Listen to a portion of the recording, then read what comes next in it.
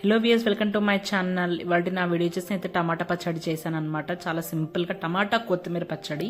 So ముందుగా ఒక pan తీసుకొని కొద్దిగా ఆయిల్ వేసుకొని అందులో మినప్పప్పు జీలకర్ర వేసి బాగా ఫ్రై అయిన తర్వాత పచ్చిమిర్చి కూడా వేసి బాగా వేగిన తర్వాత ఇంక టమాటోస్ కూడా వేసి కొద్దిగా మగ్గాలన్నమాట. ఆ తర్వాత కొద్దిగా పసుపు, ఇంకా కొత్తిమీర కూడా కొంచెం ఎక్కువ క్వాంటిటీ ఉంటే కొత్తిమీర కూడా వేసేసుకొని క్యాప్ పెట్టుకొని కాసేపు అలా వదిలేయాలన్నమాట. ఇంకా మీరు సాల్ట్ వేసి క్లోజ్ చేసి ఏమవుతుందంటే వాటర్ అవుతుంది కాబట్టి సాల్ట్ వేయకుండానే నార్మల్గా క్యాప్ పెట్టేసుకున్న తర్వాత అది మొత్తం జార్లో ట్రాన్స్ఫర్ చేసుకున్న తర్వాత అందులో ఎల్లిపాయలు, కొద్దిగా ఉప్పు, జీలకర్ర, మెంతం పొడి, ధనియాల పొడి, ఎల్లిపాయలు వేసుకొని బాగా మెత్తగా గ్రైండ్ చేసేసుకోవాలి. అంటే కొద్దిగా కచ్చపచ్చగా ఉన్న బాగానే ఉంటుంది.